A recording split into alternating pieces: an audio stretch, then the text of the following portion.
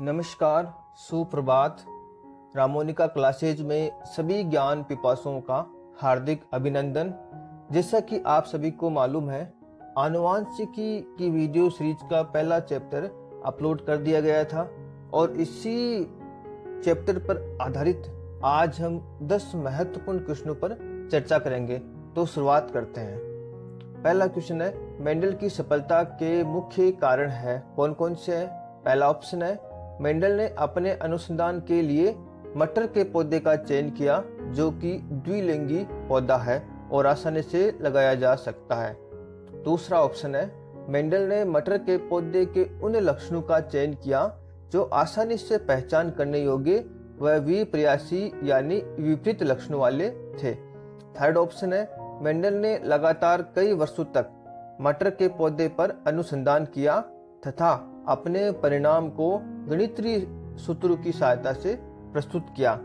चौथा ऑप्शन है, उपरोक्त सभी। तो इसमें राइट ऑप्शन कौन सा हो जाएगा? यहाँ पे ये तीनों कथन क्या सही है?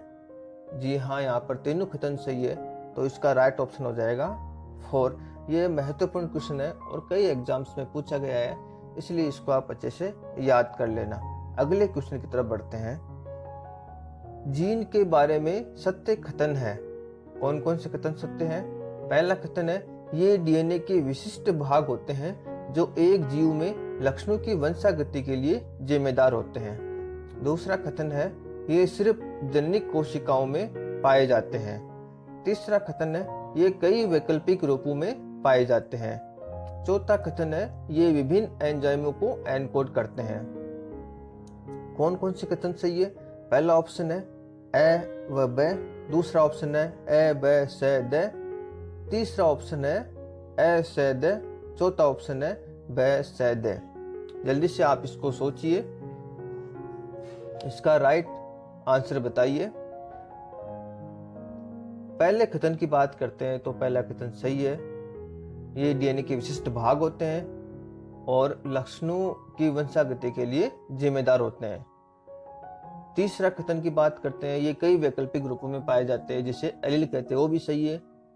चौथा कथन, ये कई विभिन्न एंजाइमों को एनकोड करते हैं, जी हाँ, ये भी सही है। दूसरे कथन की बात करते हैं, ये सिर्फ जननिक कोशिकाओं में पाए जाते हैं, जी नहीं, ये सिर्फ जननिक कोशिकाओं में नहीं पाए जाते हैं, ये जीव की प्रत्येक कोशिका में पाए जाते हैं, चाहे वो जननिक कोशिकाएं हो चाहे वो कायी कोशिकाएं हो। तो इसका राइट आंसर क्या हो जाएगा? थर्ड, ए स द, यानी ए स द कथन सही है और ब कथन गलत है। नेक्स्ट क्वेश्चन की तरफ बढ़ते हैं। The alternate form of A gene is called. Gene का विकल्पी रूप कहलाता है। पहला ऑप्शन आपके सामने है अल्टरनेट टाइप या एकांतरण रूप। दूसरा ऑप्शन है रिसेसिव कैरेक्टर या अप्रभावी लक्षण। तीसरा ऑप्शन है डोमिनेंट कैरेक्टर प्रभावी लक्षण। चौथा ऑप्शन है एलील। बहुत सरल क्वेश्चन है और इंपॉर्टेंट क्वेश्चन भी है। जल्दी से इसका आंसर सोचिए। गुड, आप सभी ने कौन सा ऑप्शन लगाया होगा? Fourth, allele. एलील इसका राइट ऑप्शन है, क्योंकि एलील क्या होते हैं? जीन के विकल्पी रूप होते हैं। सामान्यतः एक जीन 2 विकल्पी रूपों में पाई जाती है जिसे हम क्या कहते हैं?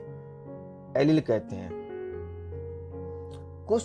कुछ जीनों के 2 से अधिक एलील पाए जाते हैं जिसे बहुविकल्पी जीन कहते हैं। एलील का निर्माण उत्परिवर्तन से होता है जो डीएनए पुनरावृत्ति के दौरान हुई त्रुटियों के कारण होता है।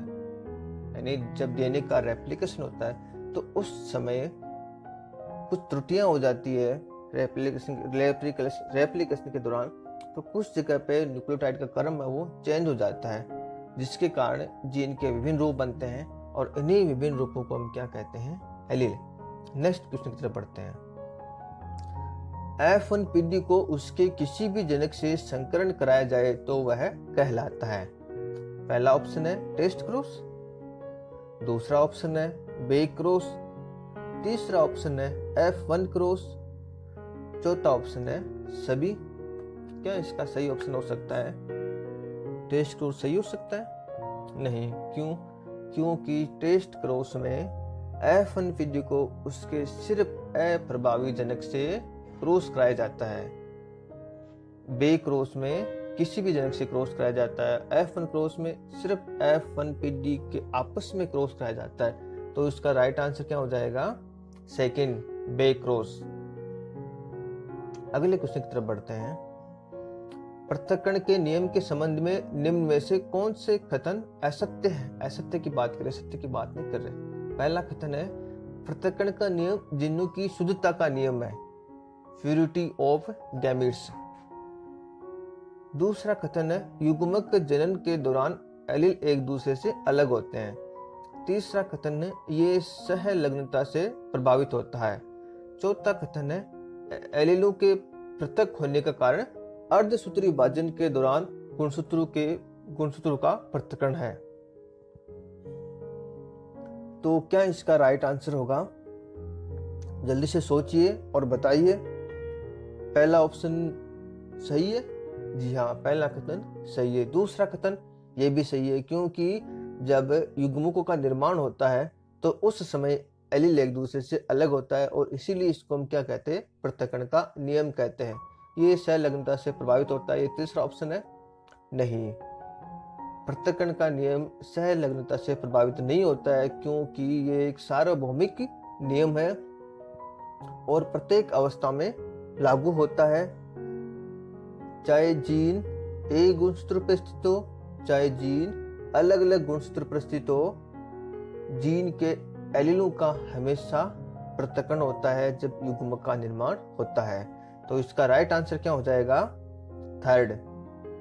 फोर्थ ऑप्शन की बात करते हैं। फोर्थ ऑप्शन भी सही है, क्योंकि जब अर्धसूत्री विभाजन होता है तो उस समय गुणसूत्रों का पृथक्करण होता है और वही एलीलों के पृथक्करण का मुख्य जिम्मेदार है। अगले क्वेश्चन की बात करते हैं। समजात गुणसूत्र किसे कहते हैं? होमोलोगस क्रोमोसोम किसे कहते हैं? पहला ऑप्शन है वे गुणसूत्र जो एक ही जीव में स्थित होते हैं। दूसरा ऑप्शन है वे गुणसूत्र जो एक ही कोशिका में स्थित होते हैं। तीसरा ऑप्शन है वे गुणसूत्र जो आकार व आकृति में समान होते हैं तथा जिन पर समान प्रकार की जीनें समान लोकस पर उपस्थित होती है। चौथा उपरोक्त सभी। कौन सा इसमें राइट ऑप्शन है? पहला जी नहीं, दूसरा सही है जी नहीं, तीसरा जी हाँ। थर्ड ऑप्शन इसमें सही आंसर है, क्योंकि समजात गुणसूत्र वे गुणसूत्र होते हैं जो आकार व आकृति में समान होते हैं और समान प्रकार की जीनें उसके ऊपर समान स्थान पर स्थित होती है, जिसको हम लोकस भी कहते हैं। पहले ऑप्शन की बात करते हैं, एक ही जीव में स्थित होते एक ही जीव में, लेकिन एक जीव में असमजात गुणसूत्र भी पाए जाते हैं, बहुत सारे गुणसूत्र पाए जाते हैं, इसलिए हम पहला ऑप्शन इसमें राइट नहीं करेंगे। दूसरा ऑप्शन गुणसूत्र एक ही कोशिका में स्थित होते हैं कोशिका में, ये भी सही है, लेकिन उसके साथ असमजात गुणसूत्र भी स्थित होते हैं, इसलिए दूसरा ऑप्शन भी हम सही नहीं कहेंगे। इसका जो राइट आंसर वो क्या हो जाएगा? थर्ड, जो इसकी परिभाषा भी है। अगले क्वेश्चन की तरफ बढ़ते हैं। मेंडल के नियमों की पुनः खोज किसके द्वारा की गई? ये भी इंपॉर्टेंट क्वेश्चन है और कई बार एग्जाम्स में पूछा गया है। पहला ऑप्शन है कोरेंस या कार्ल कोरेंस।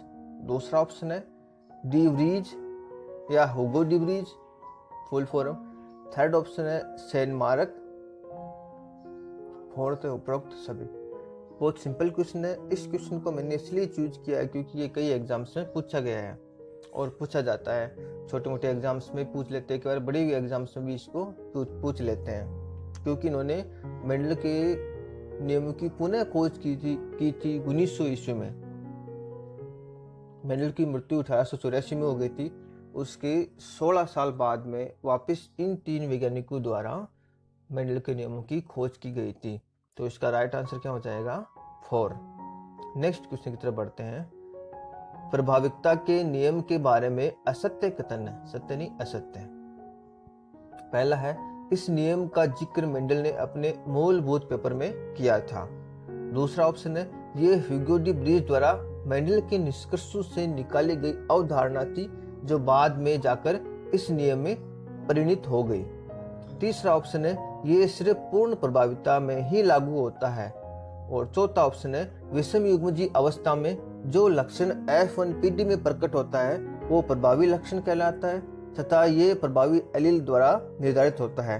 ये दूसरे एलील के लक्षण को दबा देता है। इस दूसरे एलील को अप्रभावी एलील कहते हैं। ये 4 ऑप्शन आपके सामने हैं। मैंने जानबूझ के बड़े ऑप्शन लिए हैं ताकि साथ में कई कंसेप्ट भी आपकी क्लियर हो जाए। पहला ऑप्शन क्या सही है? नहीं दोस्तों, कई दोस्तों को इस चीज का पता नहीं है।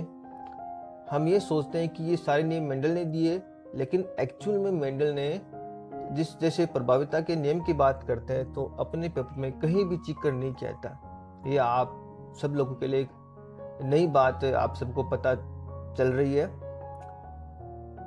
सही बात यही है कि मेंडल ने अपने मूलभूत पेपर में जो 1866 में प्रकाशित किया गया था उसमें इस नियम का जिक्र नहीं किया था।